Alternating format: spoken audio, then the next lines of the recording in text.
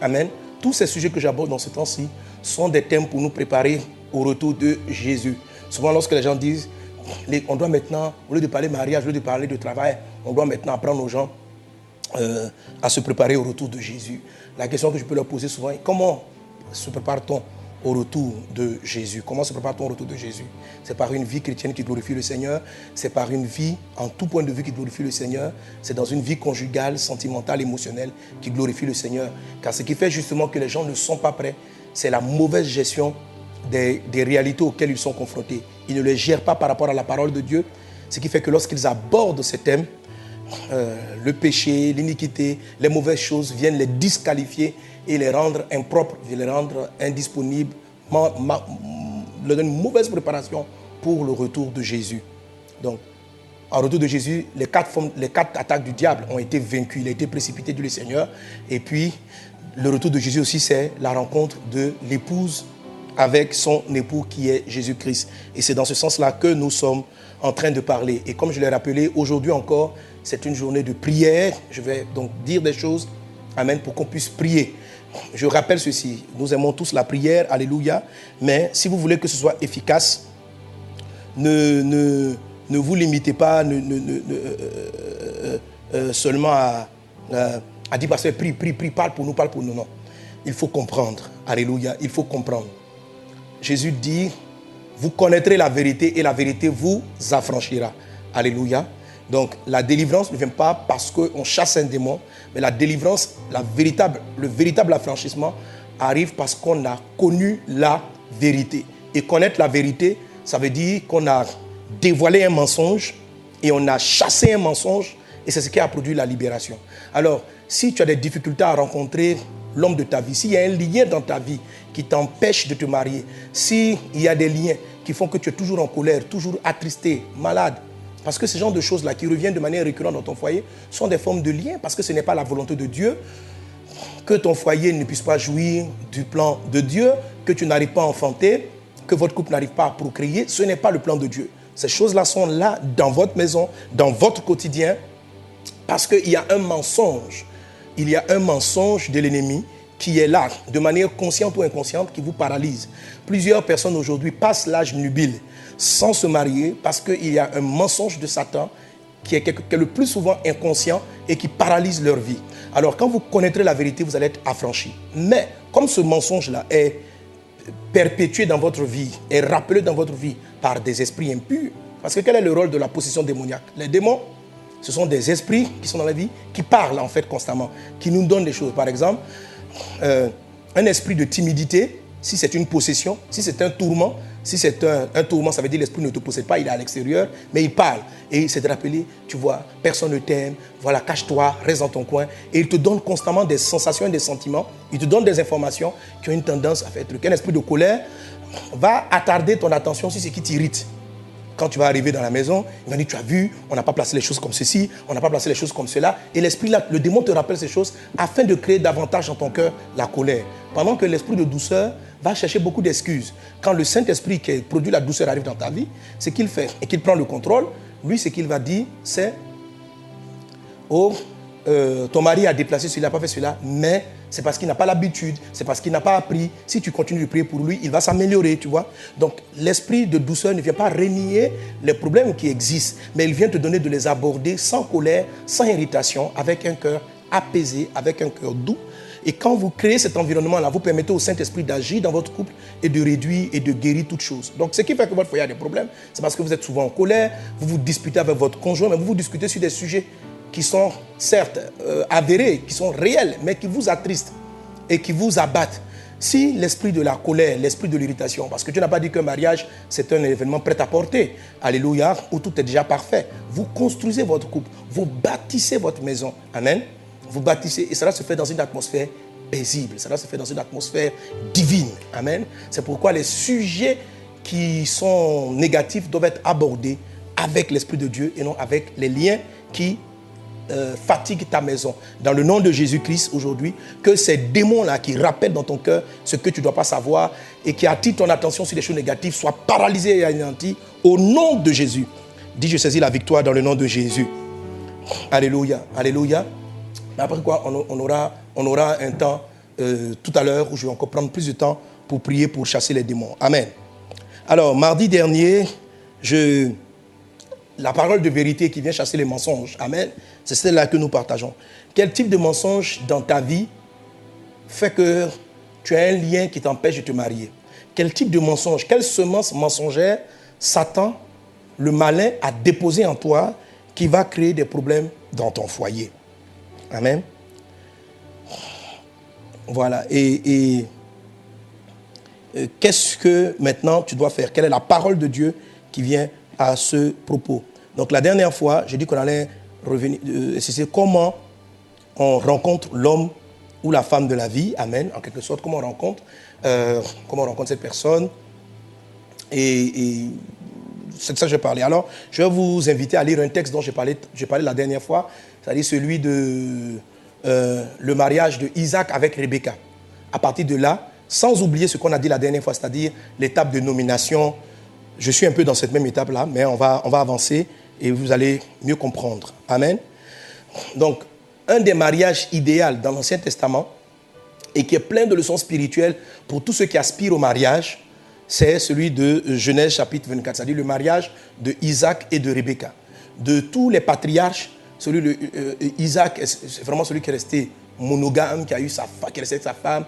Elle avait des défis de stérilité, elle aussi. Mais Isaac n'est pas allé chercher quelqu'un à l'extérieur. Il est resté loyal à sa femme. Il a prié, Dieu l'a guéri. Et c'est vraiment un couple heureux. C'est vraiment un couple épanoui qui n'a pas connu les drames, les difficultés qu'a connu Jacob, par exemple, son fils, ou que même papa Abraham a connu. Donc Isaac est un modèle, alléluia, et que Dieu conduise ton mariage sous cette image modèle-là de la famille.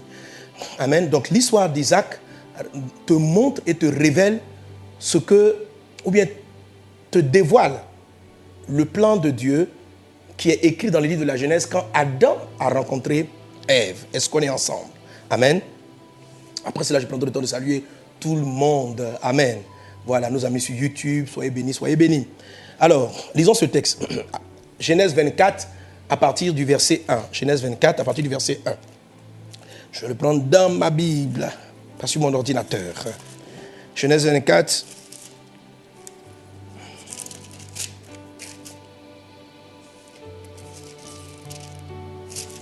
Ok. Il est dit, Abraham était vieux et avancé en âge, et l'Éternel avait béni Abraham en toutes choses.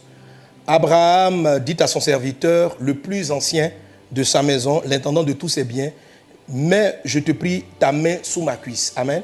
Notez une chose, il a pris son serviteur le plus ancien. Donc ce n'était pas un jeune homme, c'était un vieux, parce qu'Abraham était là depuis longtemps, qui était là, qui avait resté fidèle. Vous allez voir de quoi je parle, où je m'en vais. Et je te fais jurer par l'Éternel, le Dieu du ciel et de la terre, de ne pas prendre pour mon fils une femme parmi les filles des Cananéens au milieu desquels j'habite, mais d'aller dans mon pays et dans ma patrie prendre une femme pour mon fils Isaac. Alléluia. Alors pour vous qui êtes chrétiens, notez ceci donc. Canaan, je vous ai dit la dernière fois, Canaan était occupé par ceux que plus tard, n'est-ce pas, Dieu va demander de faire partie, d'éloigner les Cananéens, de ne pas se marier avec les Cananéens. Donc Canaan, les Cananéens sont l'image du monde païen. Et le premier élément à partir duquel Abraham donne le critère de choix pour la femme de Isaac, c'est que n'en prend pas parmi les Cananéennes, parmi ce peuple. Nous sommes certes entourés de païens au travail, on fréquente des inconvertis partout et on fréquente aussi des frères en Christ. Dieu te dit ici, n'en prends pas, c'est-à-dire ne commence même pas par faire ta recherche du conjoint idéal parmi ceux qui ne craignent pas Dieu, ceux qui ne sont pas de ta maison, ceux qui ne sont pas de ta famille. Qui est ta famille dans le Christ?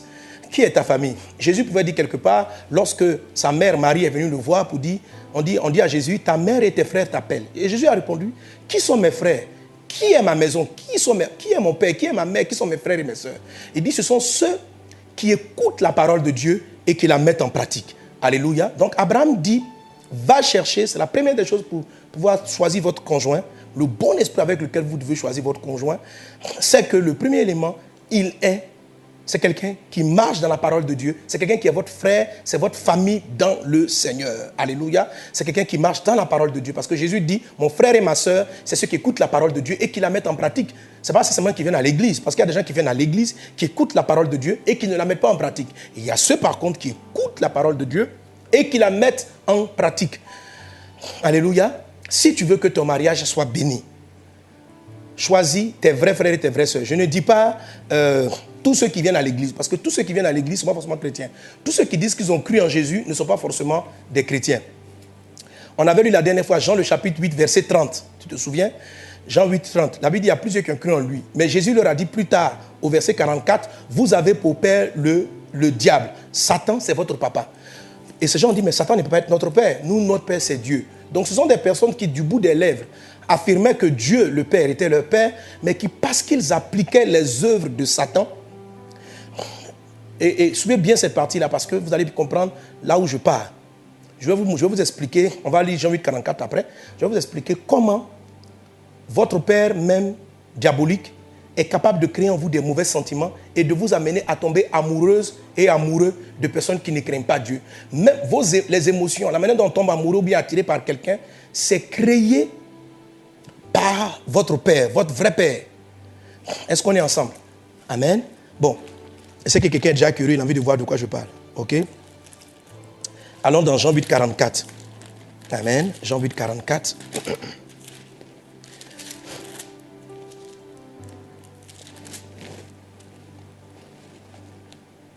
Verset 44, il dit, Jean 8, 44, il dit, vous avez pour père le diable et vous voulez accomplir les désirs de votre père.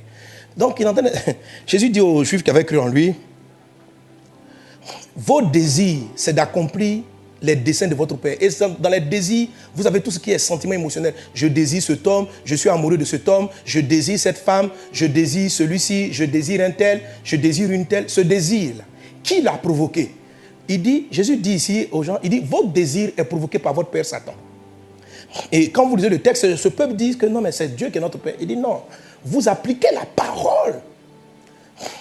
Comment dirais-je? Vous appliquez la parole de votre père. Il ne s'agit pas de venir et de chanter à l'église, Dieu est mon papa, Dieu est mon papa. C'est pourquoi Jésus a dit ceci. Mon frère et ma soeur, mon père et ma mère, c'est ceux qui écoutent la parole de Dieu et qui la mettent en pratique. Ceux qui écoutent et qui la mettent en pratique. Ça doit être un élément essentiel dans la quête.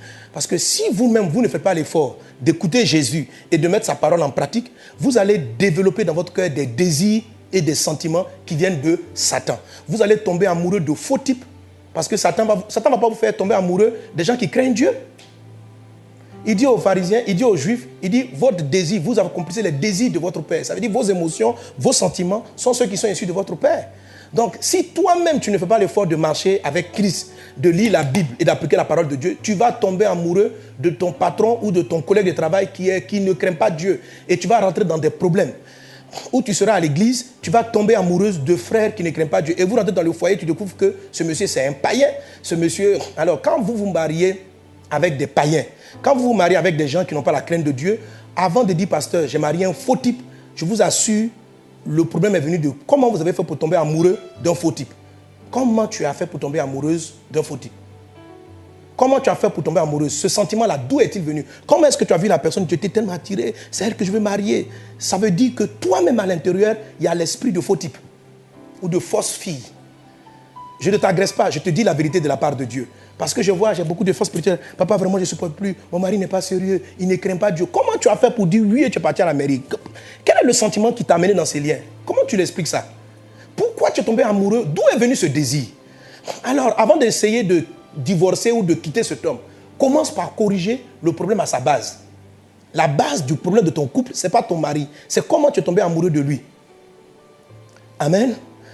Et ceux qui ont suivi l'enseignement que j'ai donné à Paris, c'est ce que j'ai expliqué. Dans l'attaque du serpent, qui est le rusé et qui vous amène à prendre de mauvaises décisions. Ceux qui ont suivi l'enseignement sur les 4 attaques du diable, je vous ai dit, il y a la deuxième attaque qui est l'attaque du serpent ancien. Le serpent ancien,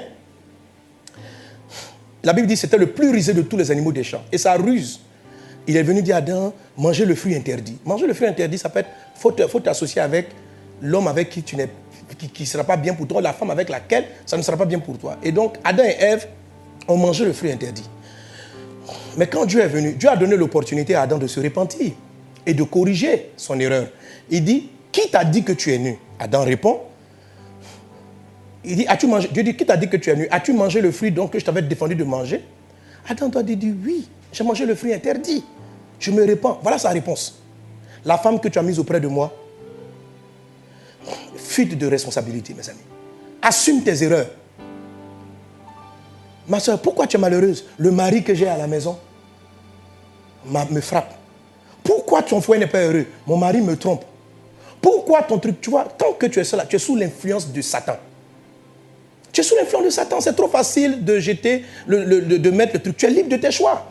Et on dit à Adam, qui t'a dit que tu as... Comment tu sais? Tu as mangé le fruit. Il dit, la femme que tu as mise auprès de moi. C'est vrai que c'est Ève qui lui a dit de manger le fruit. Mais un des rôles du serpent, n'oubliez pas, c'est de vous amener à prendre de mauvaises décisions. C'est-à-dire, vous rendre irresponsable. Et vous amener à prendre de mauvaises décisions. Et Satan va continuer à être ton père. Le serpent va continuer à inspirer ta vie si tu es quelqu'un qui n'assume pas ses erreurs. Et qui dit, c'est oui, si Adam avait dit, oui Père, oui mon Dieu, j'ai péché contre toi, j'ai mangé le fruit que tu m'avais interdit de manger. Maintenant Dieu va te demander, comment est-ce que ça est arrivé? Tu peux lui expliquer que non, elle va venir m'expliquer. On te dit, est-ce que tu as mangé? Dis oui. Dis oui. Et quand tu commences à dire oui, tu commences à assumer tes responsabilités, on va aller chercher la cause profonde de tes erreurs. Amen. Quand tu commences à agir de la sorte, on va aller chercher la vraie cause du problème. Mais quand tu dis, donc quand Adam dit c'est la femme aussi, elle n'assume pas sa responsabilité. Elle dit c'est le serpent. Quand on arrive au serpent, il n'a pas dit que c'est le diable qui l'a inspiré. Parce que de toute façon, c'était un animal de la forêt. Et la Bible dit c'était un animal qui était en Éden. Et c'est le diable, Satan, qui est venu inspirer cet animal rusé. Il n'a pas mis sur quelqu'un. Il dit, en tout cas, la culpabilité s'est arrêtée à son niveau. Et Dieu a commencé maintenant à parler. Il a été responsable. Si vous voulez pas avoir, si vous voulez que Dieu soit votre Père, et qu'il contrôle votre vie, qu'il déclante, qu'il dise, tu es prêt à te marier, je t'en supplie, sois quelqu'un de responsable. Sois quelqu'un de responsable. Ne divorce pas aujourd'hui parce que ton mari a fait ceci, parce que ton mari a fait cela, parce que ta femme a fait ceci, parce que ta femme a fait cela. C'est qu'est-ce que toi tu as fait? Comment en es-tu arrivé là? Amen. Et quand tu vas commencer, alors le phénomène de ta guérison va prendre place. Est-ce qu'on est ensemble? Donne un bon amen à Jésus. Alléluia. Alléluia. Donc, la première des choses pour pouvoir faire le bon choix, Dieu dit à Abraham, va dans ma famille. Va dans ma famille. Et la famille d'Abraham, c'est ceux qui craignent Dieu, c'est ceux qui s'attachent à Dieu. Amen. Même si ici, de manière physique, il s'agissait de partir dans sa famille biologique, amen, sa famille d'origine, pour retrouver celle-là. Mais continuons encore, amen. Continuons. Il y a des choses puissantes, importantes à te dire, que Dieu te guérisse, que Dieu te délivre. Alléluia. Parce qu'aujourd'hui, ce qu'on veut faire, je veux couper le lien d'hérédité qui existe entre toi, ce lien de paternité qui existe entre toi et puis une pensée du démon, une pensée du diable. C'est ça qui te met en retard dans ton mariage. C'est ça qui te pose des problèmes. C'est ça qui fait que tu as des fiançailles qui n'aboutissent pas. Et il faut le reconnaître. Il faut commencer à assumer, pasteur, Seigneur, je me trompe. Seigneur, je ne sais pas ce qui m'arrive. Et arrête de regarder les uns et les autres, de jeter la faute sur les uns. Je n'ai pas dit qu'ils n'ont pas leur part de responsabilité. Mais la guérison, la restauration commence à assumer ta part de responsabilité. Quand Jésus a expliqué aux pharisiens, aux juifs qui étaient ici, vous avez un problème, ils ont renié cela. Ils ont dit, nous, on est des gens bien.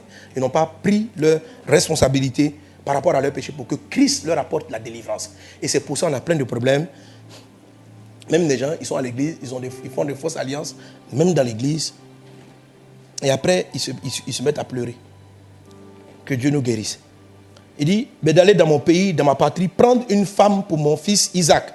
Le serviteur lui répondit, peut-être la femme ne voudra-t-elle pas me suivre dans ce pays-ci? Devrais-je mener ton fils dans le pays d'où tu es sorti? Abraham lui dit, garde-toi, dis, menez mon fils. L'Éternel, bon ici, bon bref, je ne vais pas commenter cette partie, on peut la commenter, mais je veux gagner du temps. L'Éternel, le Dieu du ciel qui m'a fait sortir de la maison de mon père et de ma patrie, qui m'a parlé, qui m'a juré, je te donnerai ce pays à ta postérité, lui-même enverra son ange devant toi et c'est de là que tu prendras une femme pour mon fils. Amen. Voilà. En fait, Abraham voulait dire, dans la vie, on ne recule pas, on avance. Je vais avancer vers ma destinée. Amen. Parce que la patrie physique aussi d'Abraham, c'était là où Dieu l'avait dit, quitte ton père, quitte ta patrie, quitte ta famille, et va dans le pays que je te montrerai. Bon, on peut commenter ça, mais je vais avancer. Si la femme ne veut pas te suivre, etc., on va sauter toutes ces parties. Verset 10. Le serviteur prit 10 chameaux parmi les chameaux de son Seigneur. Il partit ayant à sa disposition tous les biens de son Seigneur. Notez bien cela. Ça concerne comment l'homme, il prit tous les biens de son Seigneur. Ça traduit comment l'homme, alléluia, va chercher sa femme. Amen. Comment l'homme va chercher sa femme. Tout cela là-dedans. Il dit donc, il se leva et prit tous les biens de son Seigneur. Il se leva et alla en Mésopotamie dans la ville de Nacor. Il fit reposer les chameaux sur leurs genoux hors de la ville, près d'un puits. Au temps du soir, au temps où sortent celles qui vont puiser de l'eau. Et il dit, Éternel, Dieu de mon Seigneur Abraham, fais-moi, je te prie, rencontrer aujourd'hui ce que je désire. Et use de bonté envers mon Seigneur Abraham. Voici, je me tiens près de la source d'eau et les filles des gens de la ville vont sortir pour puiser de l'eau. Verset 14. Que la jeune fille à laquelle je dirai, penche ta cruche, je te prie, pour que je boive, et qui me répondra, bois, et je donnerai aussi à boire à tes chameaux, soit celle que tu as destinée à ton serviteur Isaac. Alléluia. Je veux que vous notiez bien ici la notion de destinée à. Je crois qu'il y a des personnes, je n'ai pas dit qu'il y a une seule personne, mais je crois qu'il y a des personnes qui vous sont assorties, qui vous sont destinées et qui participent à votre destinée. Amen. Qui participent à votre destinée. La question à laquelle on va répondre, c'est comment les trouver. Je viens de répondre à la première partie de la question. Comment on trouve la personne? On ne la cherche pas parmi les inconvertis. On ne la cherche pas parmi ceux qui ne craignent pas Dieu. On ne la cherche pas parmi ceux qui ne s'attachent pas à Dieu. Ça, c'est la première des choses. Alléluia. Pour pouvoir retrouver quelqu'un qui est de ma famille, il faut que moi-même, je décide de recevoir Christ comme Seigneur et Sauveur et que je m'attache à sa parole. C'est alors que je suis sûr à 100% que je trouverai la personne de ma destinée. Amen. C'est la première des conditions. Si tu n'es pas converti, il faut te convertir à Jésus véritablement. Donne-toi réellement ta vie, que Satan ne soit plus ton père. S'il n'est plus ton père, Dieu pourra décider et contrôler ta vie matrimoniale. Si Satan est ton père, il sera le contrôle de ta vie matrimoniale. Et il est ton père dans toutes les conditions que j'ai citées précédemment. Il dit donc que la femme à laquelle je dirai, penche ta cruche, je te prie pour que je boive, et qui répondra, bois, et je donnerai aussi à boire à tes chameaux, soit celle que tu as destinée à ton serviteur Isaac. Et par là, je connaîtrai que tu uses de bonté envers mon Seigneur. Il n'avait pas encore fini de parler que sortit sa cruche sur l'épaule Rebecca, née de Bethuel, fils de Milca, femme de Nacor, frère d'Abraham. C'était une jeune fille très belle de figure. Elle était vierge et aucun homme ne l'avait connue. Elle descendit à la source, remplit sa cruche et remonta. Le serviteur courut au-devant d'elle et dit, laisse-moi boire, je te prie, un peu d'eau de ta cruche. Elle répondit, bois mon Seigneur. Et elle s'empressa d'abaisser sa cruche sur sa main et de lui donner à boire. Quand elle eut achevé de lui donner à boire, elle dit, je puiserai aussi pour tes chameaux jusqu'à ce qu'ils aient assez bu. Et elle s'empressa de vider sa cruche dans l'abreuvoir et courut encore au puits pour puiser. Et elle puisa pour tous les chameaux, 10 chameaux. Vous savez combien les chameaux boivent? À l'époque, j'avais enseigné là-dessus. On avait dit un chameau, je ne sais plus combien de litres d'eau il boit, j'ai oublié la quantité. Si quelqu'un s'en souvient, peut me rappeler. En tout cas. Et puis elle dit, elle va boire jusqu'à ce que les chameaux soient rassasiés. C'est-à-dire, c'est plusieurs tours au puits pour ne serait-ce qu'abreuver un seul chameau. Peut-être que le chameau peut boire 20 litres, 30 litres, je ne sais pas, d'eau en un trait. Waouh! L'homme la regardait avec étonnement et sans rien dire pour voir si l'Éternel faisait réussir son voyage ou non. Quand les chameaux... Comment? Un chameau boit combien? On dit un chameau peut boire 200 litres. Non. Tu as mis ça où ça? Tu as cherché? Et bon, je ne crois pas qu'elle ait donné 200 litres. Parce que 200 litres, c'est... Bon, en tout cas, ils ont bien bu. Amen. Mais en tout cas, ils boivent beaucoup. Quand les chameaux finirent de boire, l'homme prit un anneau d'or du poids d'un demi-cycle et 2 bracelets de poids de 10 cycles et lui dit, de qui es-tu la fille? Dis-le-moi, je te prie. Y a-t-il dans la maison de ton père de la place pour passer la nuit? Et je vais laisser la suite de la lecture pour plus tard. Amen. C'est extraordinaire. Alléluia. Extraordinaire. Alors, dans cette histoire, vous avez la partie même de la nomination des animaux. Tout intervient là-dedans. Tout intervient là-dedans. Ce dont on a parlé à partir de Genèse 2 concernant le mariage d'Adam et de Ève. Amen. Alors, amen. Ce que je dis, comme je le dis, c'est la vérité qui va te libérer. Demeure dans la parole de Dieu, c'est la vérité qui va te libérer, de sorte que lorsque le démon sera chassé, il y aura de bons fondements dans ta vie. N'oublie pas ce que le Seigneur dit. Lorsqu'un esprit impur est parti, il part et il essaie de revenir. Et s'il vient, il trouve la maison, la Bible dit, il trouve la maison vide et ornée. Ornée. Orner, ça veut dire quoi? Ça veut dire décorer. Qui l'a décoré? C'est la parole que tu as reçue dans ton cœur. Alors, si tu ne laisses pas la parole de Dieu remplir ton cœur après l'avoir reçue et que la parole vient te visiter, elle est ornée par les belles paroles que tu entends de la part du Seigneur, mais que tu ne la remplis pas à nouveau de la parole de Dieu et que tu la laisses ouverte dans ta mentalité aux démons et aux esprits impurs, peut-être que ta situation va devenir encore plus compliquée. Donc si tu n'as pas envie de changer de vie, si tu n'as pas envie d'écouter la parole de Dieu, au lieu d'être comme ces juifs-là, qui à la fin de l'histoire, qui avaient cru en Jésus, mais qui ont pris des cailloux pour lapider Jésus, s'il te plaît, tu peux ne plus écouter. Mais si tu veux que ta vie change, si tu veux que voir la gloire de Dieu dans ta vie, écoute et applique ces choses. Laisse-toi être rempli du message de Jésus et tu verras la gloire de Christ. Est-ce qu'on est ensemble? Amen. Alors, voilà donc l'histoire. Il arrive et le serviteur d'Abraham va poser cette condition-là. Il a dit, Seigneur, pour que mon voyage réussisse, voici le signe que je vais demander. La fille à qui je vais demander à boire et qui me proposera aussi de donner à boire à tous mes chameaux, soit celle-là que tu as destinée à mon Seigneur Isaac. Donc celle que tu as destinée. Notez bien la façon dont il cherche à reconnaître la femme de Isaac. Par un élément de vertu, un élément de bonté. Alléluia. Amen. Il va pas, vous voyez, si vous voulez chercher votre conjoint, ne faites pas ces genres de prières qui vont vous amener dans l'erreur. Seigneur, si aujourd'hui là tu veux me montrer l'homme de ma vie, je soupçonne que ce soit ce frère-là, qu'aujourd'hui il vient en chemise rouge, qu'il arrive en chemise bleue. Ma soeur, on s'en fout des chemises rouges, on s'en... Qu'est-ce que Dieu va foutre avec une chemise bleue? Ce ne sont pas des bons signes. Satan va te tromper. Il peut t'amener du bleu, il peut t'amener du rouge. C'est comme ça le diable fait pour vous séduire. Quelle chemise il vient qu'aujourd'hui la soeur soit coiffée sur la gauche, après qu'elle soit coiffée sur la droite? Tu as une perte de temps inutile. Il y a des critères qui sont essentiels pour le mariage. La Bible dit, Marie, aime ta femme comme Christ a aimé l'Église. Femme, sois soumise à ton mari. Donc s'il y a des questions à poser en ce qui concerne, est-ce que quelqu'un est mon mari ou quelqu'un est ma femme? Ce sont des questions relatives à des valeurs. Par exemple, la femme va chercher à trouver, poser des conditions pour voir, est-ce que, Seigneur, cet homme que j'ai commencé à voir, cet homme que, s'il est vraiment l'homme de ma vie, qu'il montre des actes de sacrifice. Parce que qu'est-ce que Dieu attend? Qu'est-ce que la femme attend d'un homme? Marie, aime ta femme comme Christ a aimé l'Église et s'est livré pour elle. Donc, qu'est-ce que la femme va rechercher? Un homme qui est prêt à se sacrifier pour sa vision, qui est prêt à se sacrifier pour sa femme. Un homme qui est prêt à se sacrifier. Donc, puis il a porté une chemise rouge ou bleu ou vert, ce n'est pas important. Donc, ce sont des éléments, par exemple, je reviendrai là-dessus plus tard. Par exemple, Seigneur, est-ce que cet homme est profondément, est-ce qu'il est attentionné? Et tu observes, il ne faut pas poser la question par rapport à toi, parce qu'en ce moment-là, lui, il a des désirs, il te désire. Quand il te désire, tu n'es pas le bon critère. Est-ce que tu comprends? Tu n'es pas le bon critère parce que toi, il te désire. Donc, il vient te parler, il est attentionné. Le monsieur a demandé qu'elle soit non seulement attentionnée vis-à-vis de moi, mais qu'elle soit attentionnée pour mes chameaux aussi. Tu comprends? Donc, c'est trop facile, tu vois, de demander à ton conjoint s'il est là, qu'il m'invite au restaurant. Mais le monsieur, il est fan de toi, il va t'inviter au restaurant. C'est un signe trop banal. Ce qu'il faut savoir, c'est est-ce qu'il est attentionné vis-à-vis de sa soeur, de son frère, de ces gens qui sont à l'église. C'est son quotidien. S'il parle mal à sa propre soeur, s'il ne respecte pas son propre papa, le jour où tu seras dans son intimité, il te fera pareil. Là, aujourd'hui, il est amoureux de toi, il est prêt à enlever la lune pour te l'offrir. C'est ce qu'il dit. Oh, je t'aime tellement que je vais enlever la lune. Il a des désirs charnels. Tout ce qu'il veut, tout ce qu'il éprouve pour toi, c'est un amour politique. C'est parce que tu es belle, c'est parce que tu as une forme, il veut te dévorer, il veut te manger, il ne t'aime pas. Il faut savoir, est-ce que c'est quelqu'un qui est capable d'aimer?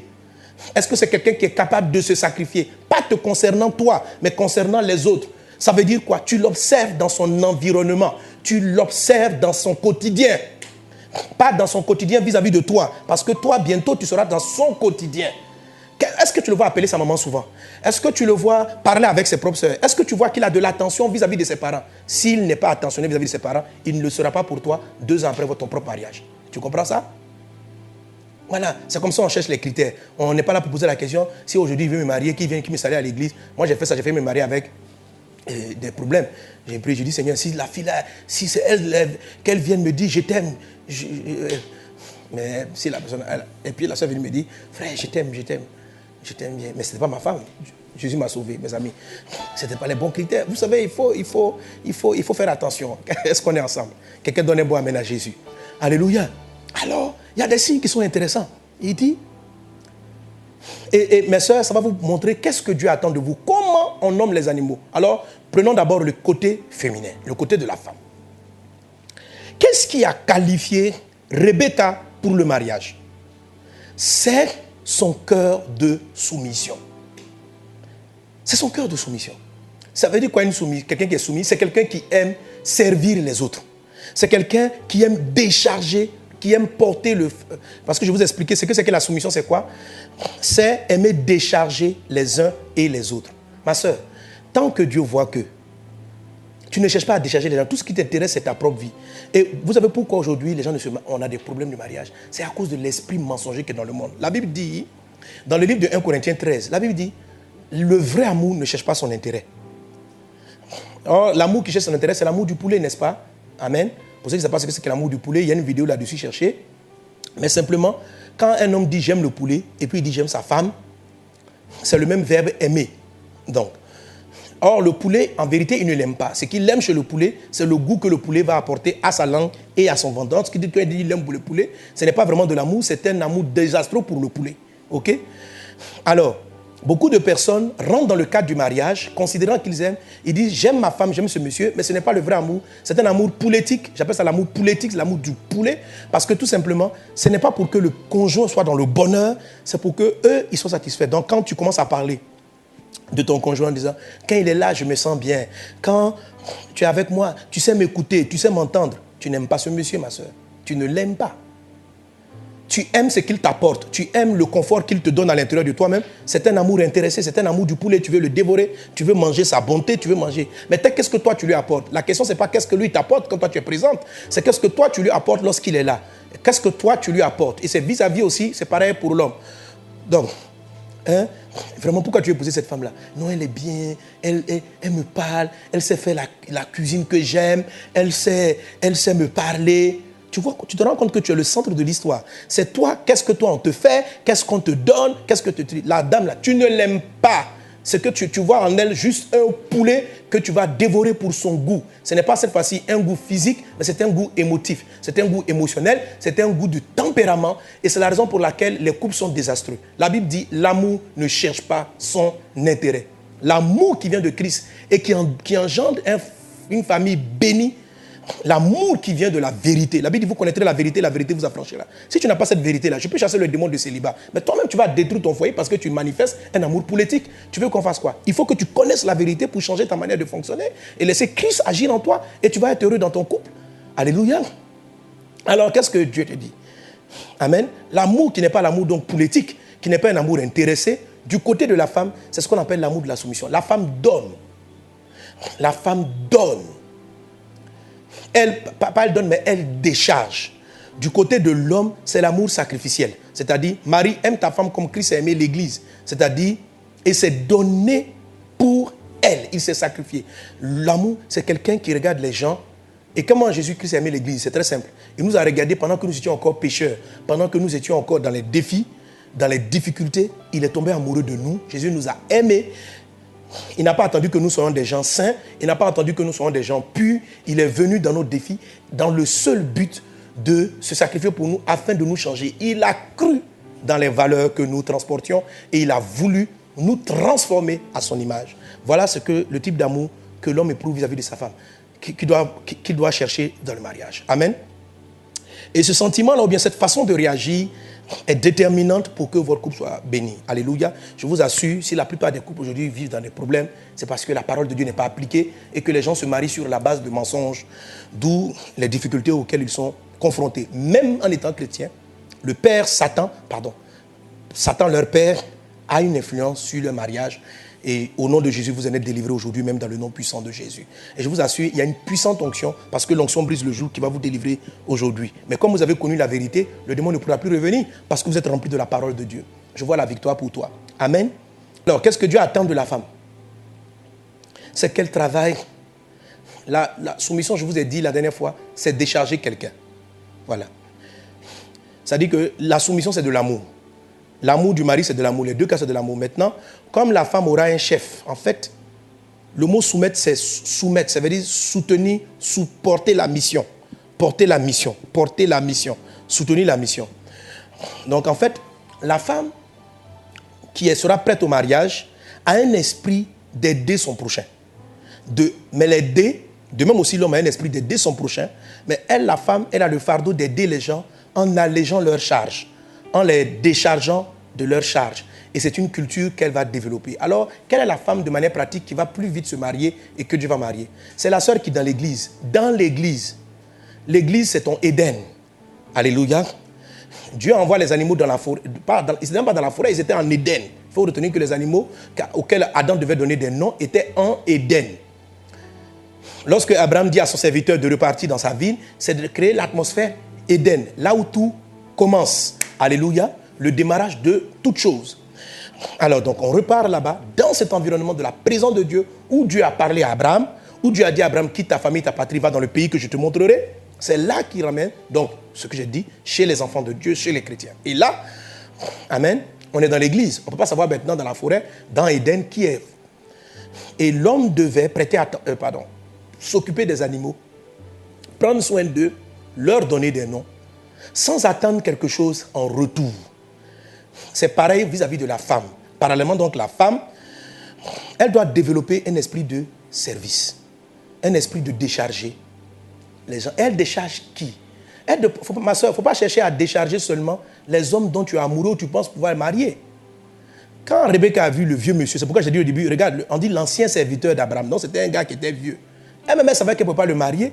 Donc, quand il a demandé, donne de l'eau à ses chameaux, donne-moi de l'eau à boire, elle n'a pas donné de l'eau parce qu'elle attendait quelque chose. Je vois des soeurs qui veulent se marier, disent, pasteur, je fais la cuisine pour les frères à l'église. Mais tu fais la cuisine seulement des frères de qui tu es amoureuse. Il y a des frères qui sont à l'église, simplement, vous voulez vous marier. Simplement, je vous ai dit de ne pas vous isoler. De ne pas vous isoler. La mentalité d'isolation vient à l'opposé où la Bible dit, il n'est pas bon que l'homme soit seul. Les filles qui s'isolent, c'est une mentalité de Bala. C'est-à-dire parce qu'elle a été blessée, elle est blessée des guerres. Donc dans l'église, tu es seul dans ton coin, blessé par tes relations précédentes, tes émotions, ton raisonnement, c'est balaïsé. C'est-à-dire, Bala, c'est la situation vieille que maman Sarah avait. Amen. Ça, je prends toujours pour ceux qui nous prennent en marche. Donc réécoutez, il y a combien de mardis là, vous allez voir, je définis qu'est-ce qui est Bala, qu'est-ce qui est Eden, qu'est-ce qui est Népios. Donc, ma soeur, pourquoi tu es isolé dans l'église? Pourquoi tu ne t'approches pas des uns des autres? Pourquoi tu n'es pas serviable? Parce que tu es une victime.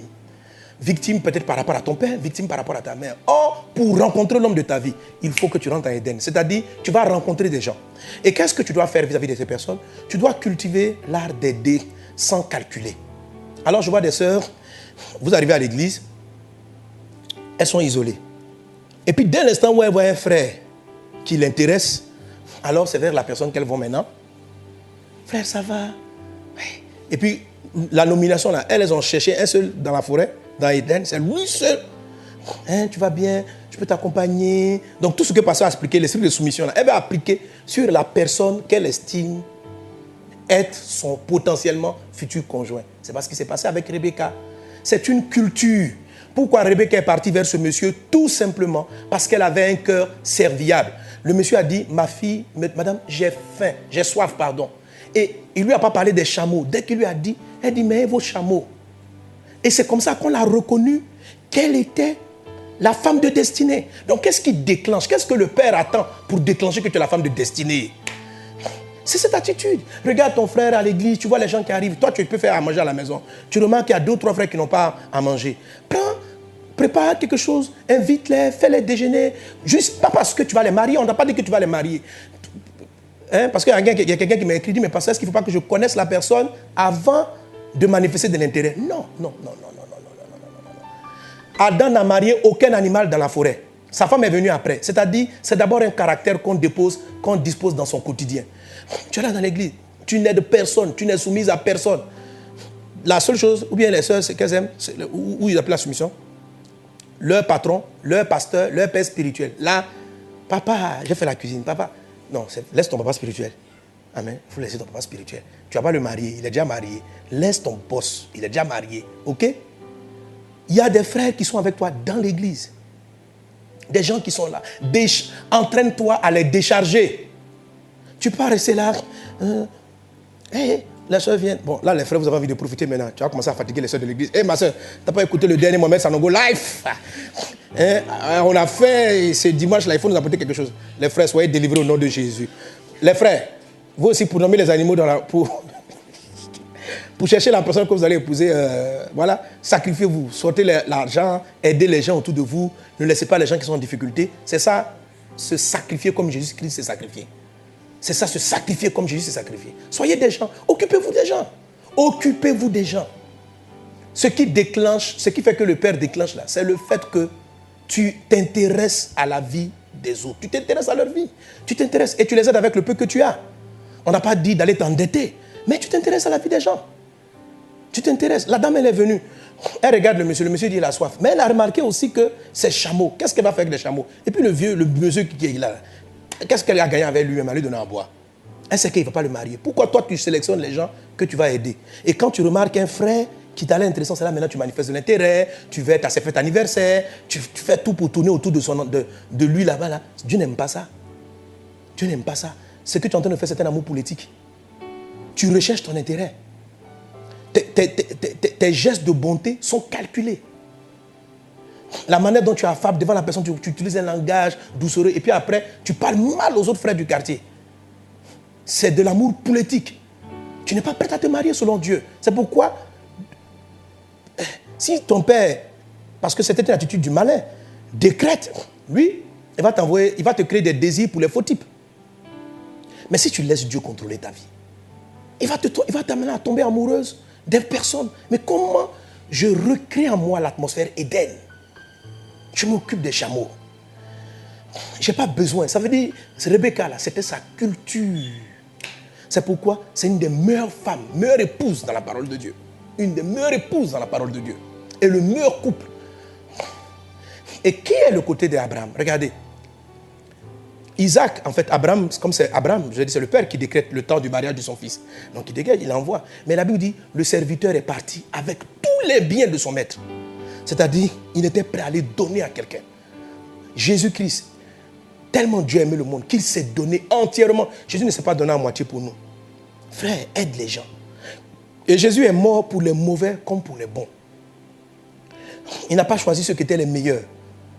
Comment est-ce qu'on nomme les animaux dans la forêt? Comment est-ce qu'on reconnaît les gens? C'est dans un profond désir d'être une bénédiction pour son prochain. D'aider son voisin. D'aider son prochain. D'aider le frère qu'on rencontre à l'église. D'avoir de la compassion. Et la femme, avec ce qu'elle a comme talent, elle essaie de décharger les gens des fardeaux qu'ils portent. Ça peut être le pasteur, ça peut être le frère, ça peut être ceci. Sans essai d'intérêt. Amen. Voilà. Donc généralement, je travaille dans le groupe des chantres. Voilà, il ne faut pas inviter un seul frère tout le temps. Il va croire qu'il va dire que tu es en train de lui faire des avances déjà. Voilà. On doit sentir que tu le fais naturellement. Naturellement. Tu vas voir que c'est cette attitude-là, dans tout ça, là, le bon frère. D'abord, il y a des faux frères aussi qui vont tomber amoureux de toi.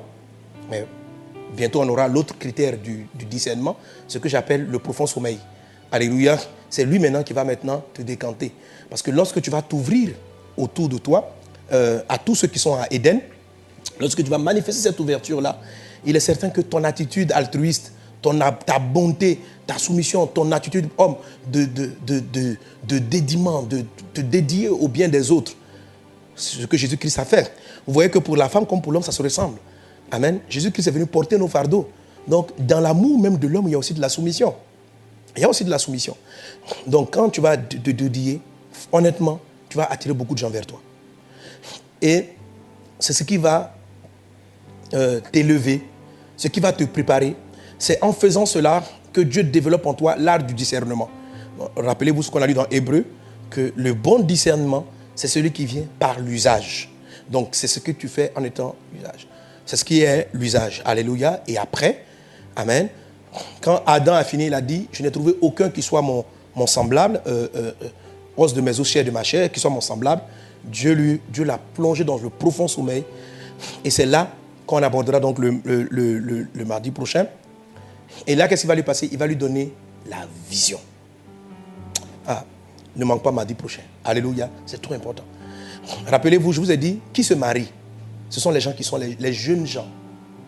Joël 2 dit, les jeunes gens auront des visions, les vieillards auront des songes. Quand quelqu'un est Bala, il a des songes. Quand quelqu'un est Éden, il a des visions. Il y a une différence, mon ami. Et ça, c'est ce qui va déclencher le discernement de l'homme ou la femme de ta vie. Amen. Mais quelqu'un va me dire, mais pasteur, est-ce que je dois tout recommencer? Parce que vraiment, j'ai raté toutes les périodes de nomination. Je me suis marié à beaucoup d'animaux de la forêt. Voilà, on n'a pas dit de te marier à les chameaux. Mais comme je l'ai dit tantôt, il y a d'abord reconnaître sa responsabilité. C'est la première des choses. Et maintenant, laisse le Saint-Esprit va agir. Pour beaucoup d'entre vous, cette période-là, pourquoi je crois que votre mariage ne va pas tarder?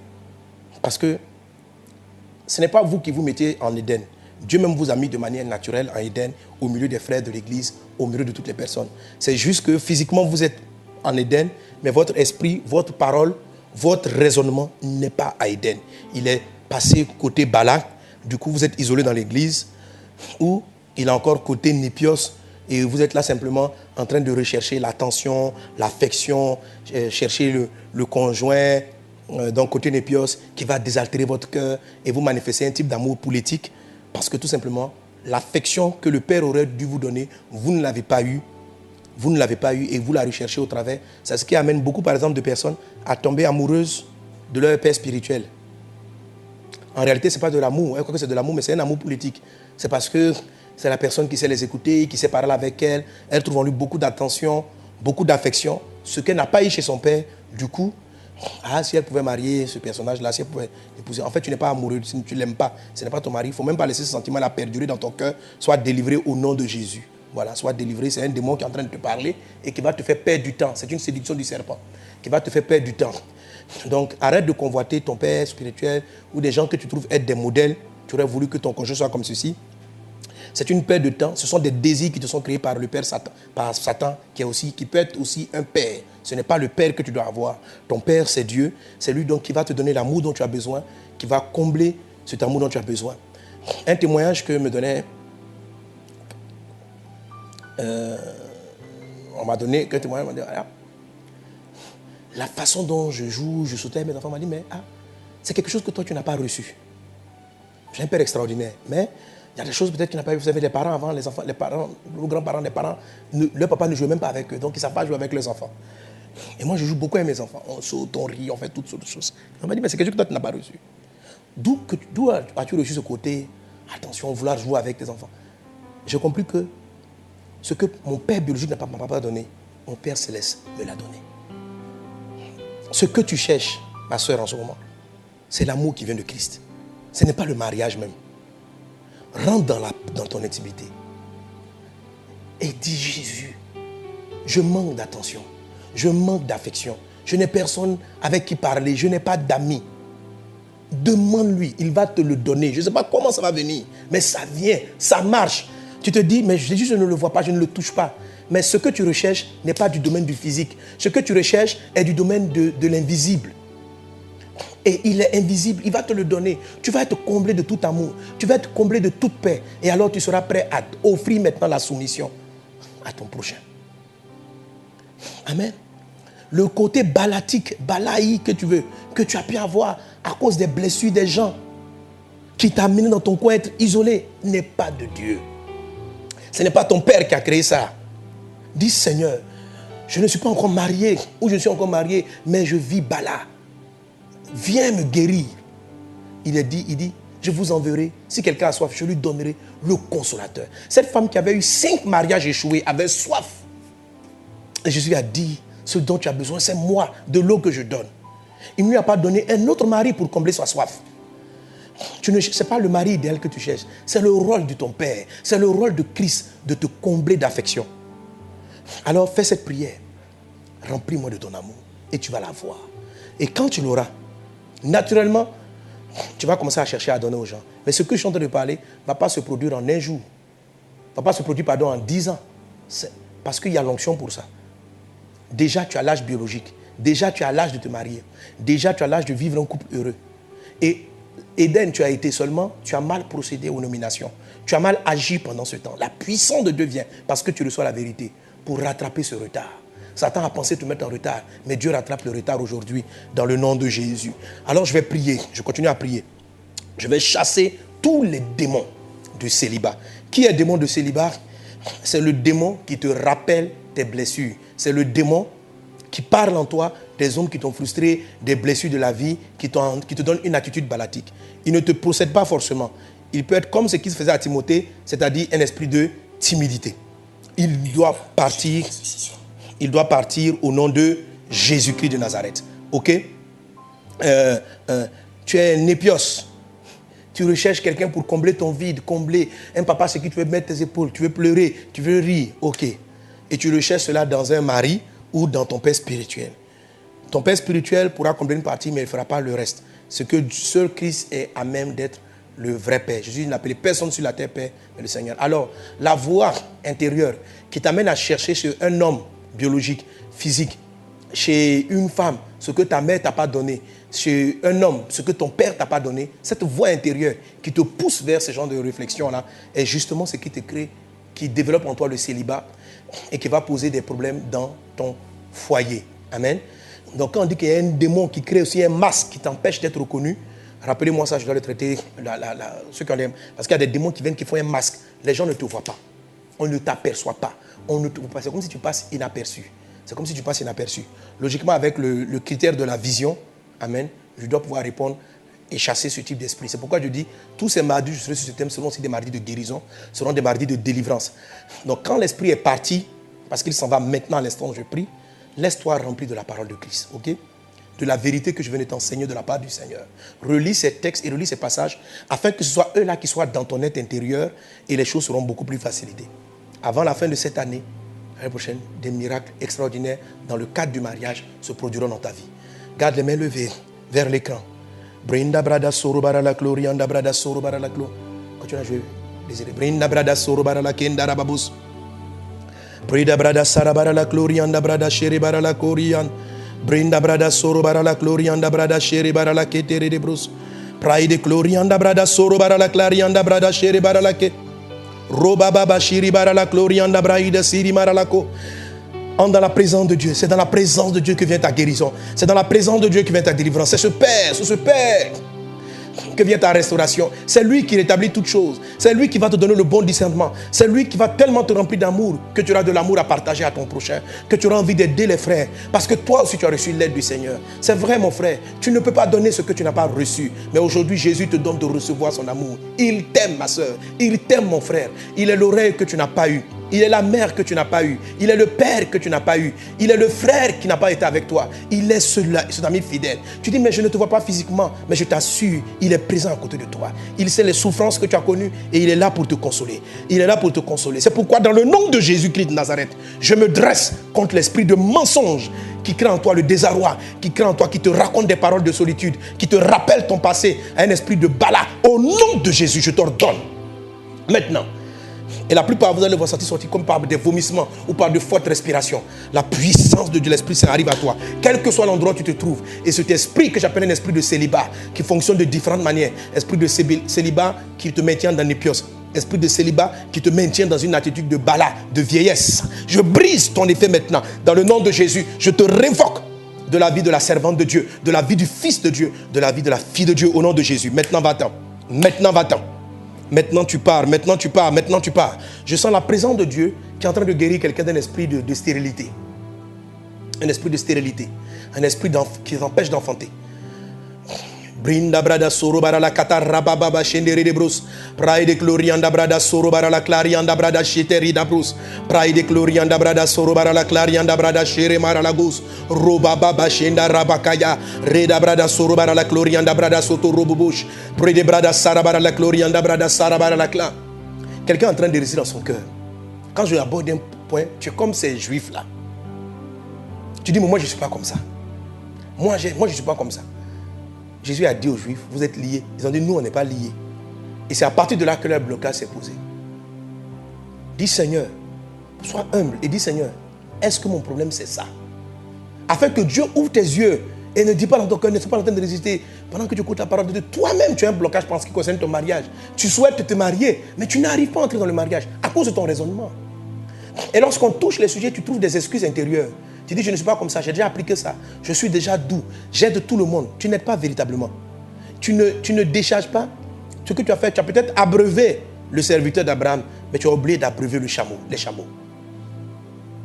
Tu as peut-être donné à boire au serviteur d'Abraham, mais tu n'as pas donné à boire aux chameaux. Et quand j'entends te dire ce message, tu dis, moi, je donne à boire aux messagers. Mais il y a des gens, avec le don que tu as, la bonté que tu as, que tu n'as pas cherché à abreuver.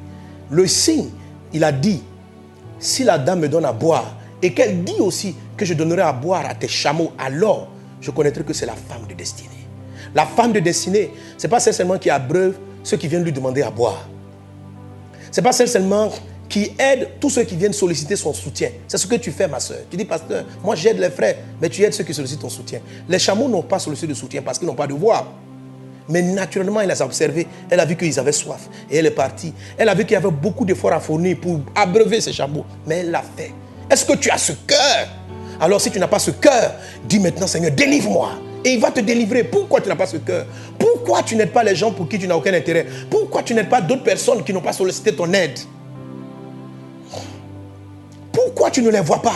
C'est ça qui t'aveugle par rapport à ton mariage. Tu dis, mais c'est pas mon... C'est lié. C'est un lien indirect, mais c'est lié. On ne sort pas de Éden.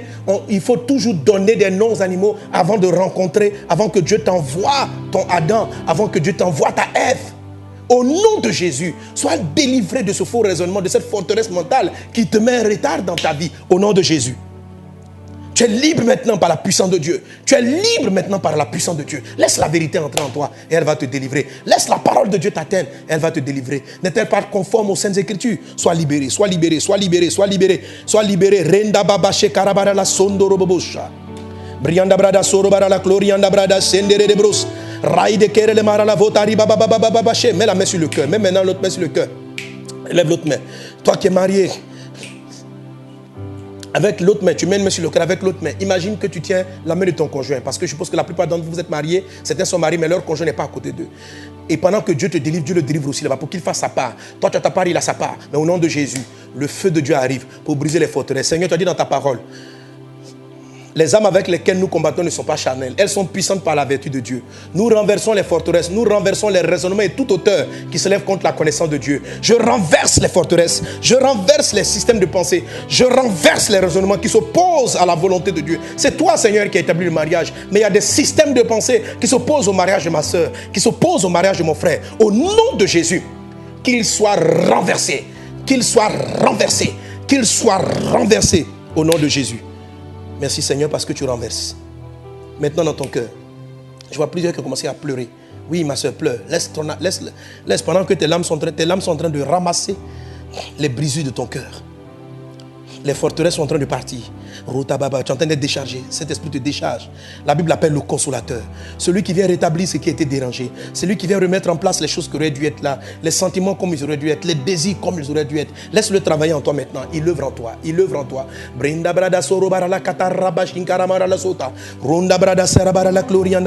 Laisse-le te toucher.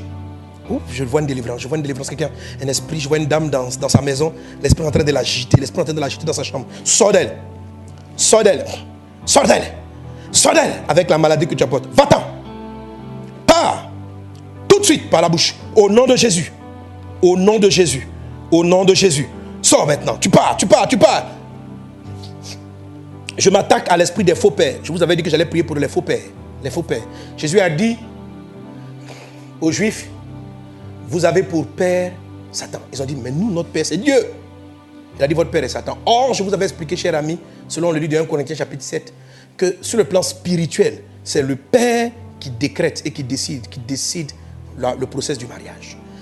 Tant que vous marcherez dans des mensonges du diable, il aura une ascendance sur vous comme père, il va essayer de contrôler votre mariage. C'est pourquoi je veux couper ce faux lien d'hérédité. Démons, sorciers, dont leur mariage est décidé par un fétiche du village. Et le fétiche du village a dit que toutes tes soeurs, aucune de tes soeurs dans votre famille n'allait être mariée. Décidé par un démon de célibat qui contrôle votre vie. Malgré que tu viennes à l'église, c'est un esprit qui contrôle ta vie et qui décide si tu te maries ou tu ne te maries pas. Malgré qu'aujourd'hui tu sois marié, c'est lui-là qui a autorisé que tu te maries, mais tu ne peux même pas avoir de l'intimité avec ton mari.